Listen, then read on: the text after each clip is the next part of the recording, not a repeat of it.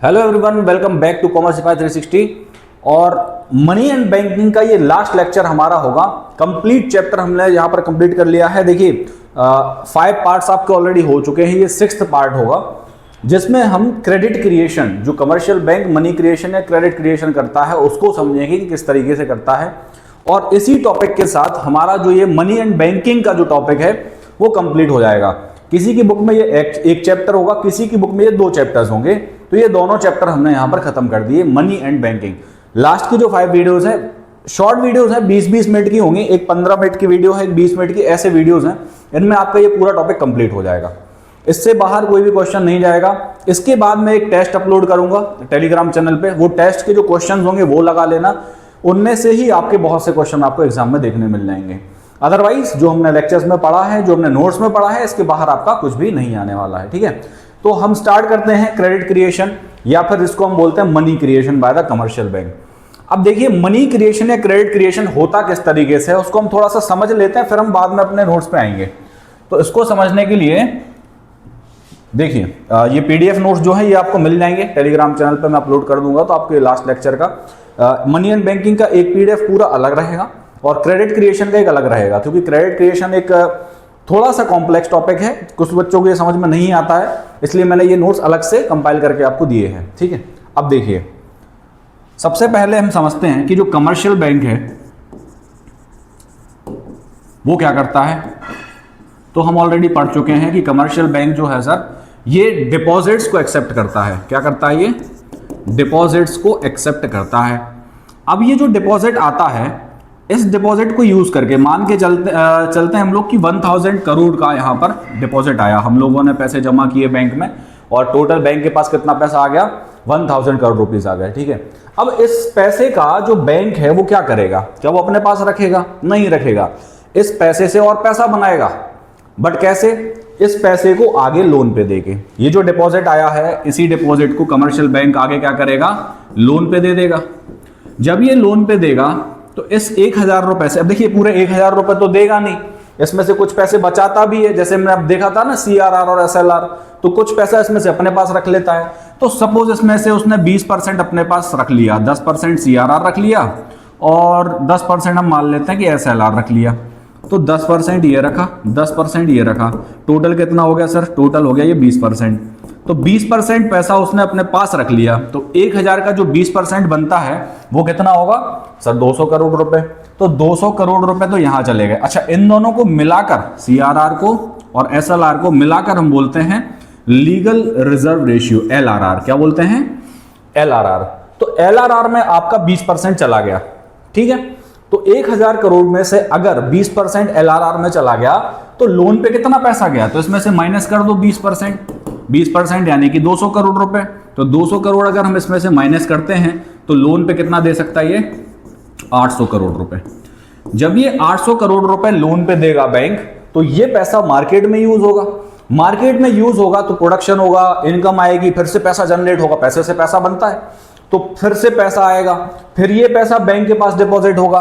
तो अब जो डिपॉजिट होगा वो कितना होगा सर? 800 करोड़ रुपए। 800 करोड़ डिपॉजिट में आ गया, फिर 20% हटा दिया इसमें से, तो माइनस कर दो 20%। ठीक है, फिर जितना बचेगा फिर बैंक के पास आएगा, फिर उसमें से माइनस कर दो 20%, फिर जितना बचेगा फिर उसके। तो ऐसे काम करता है जो हमारा क्रेडिट क्रिएशन है कमर्शियल बैंक्स का।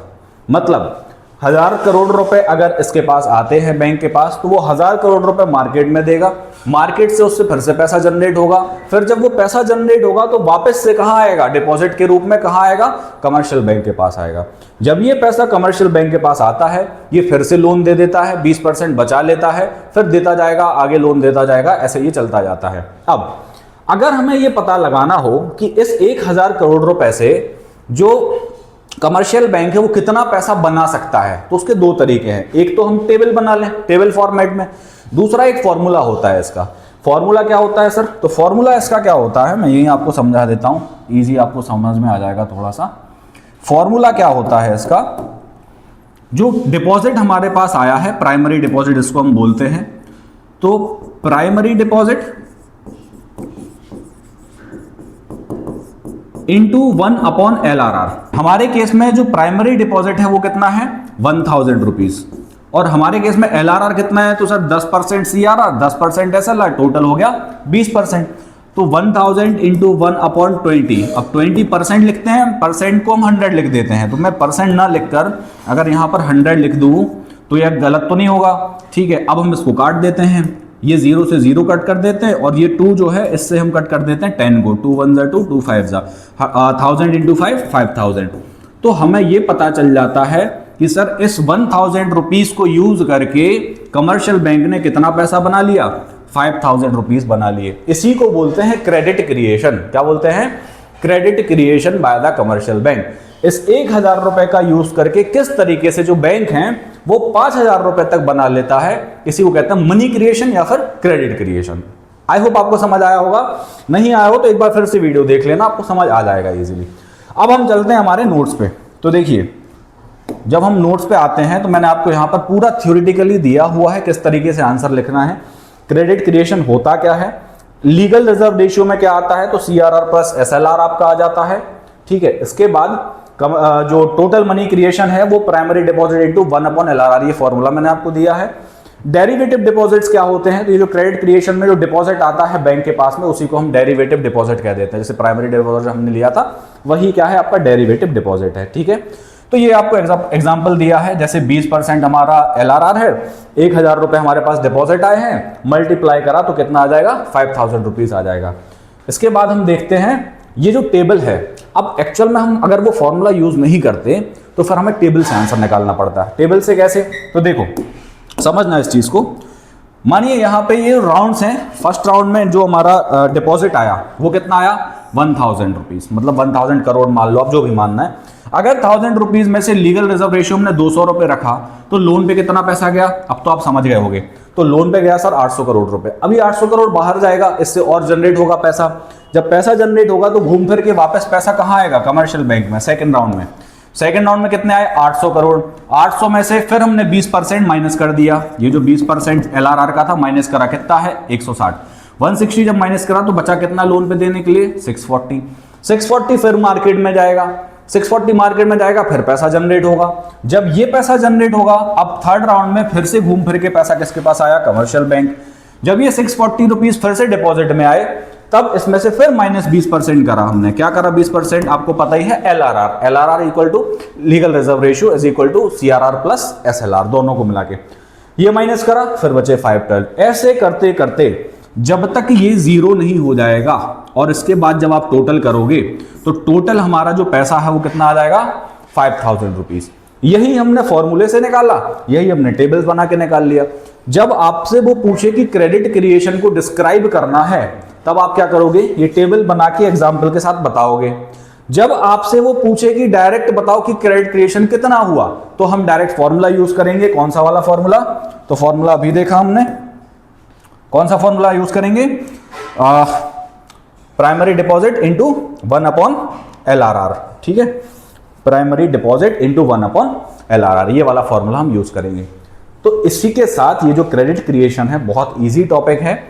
बच्चे इसमें बहुत कंफ्यूज होते हैं कि पता नहीं ये क्या है, कैसी टेबल बना दी, समझ में नहीं आ रहा है। बहुत इजी है अगर आप कंसेप्चुअली इसको समझते हो तो, ठीक है। तो 20% निकाल के ऐसी टेबल बना सकते हो इजीली। पूरा टेबल नहीं बनाना, ऐसे ही बना देना जैसे इसमें बना है, जस्ट ऐसे आपको बना देना है, ठीक है।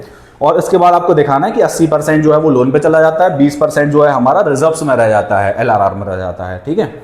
उसके बाद सेंट्रल बैंक और कमर्शियल बैंक मोस्ट इंपॉर्टेंट पूछा ही जाता है ये क्वेश्चन, ठीक है। इस पे स्टार बना लेना, इसको लिख लेना, नोट्स में मैंने दिया है PDF में, कॉपी में अपनी लिख लेना।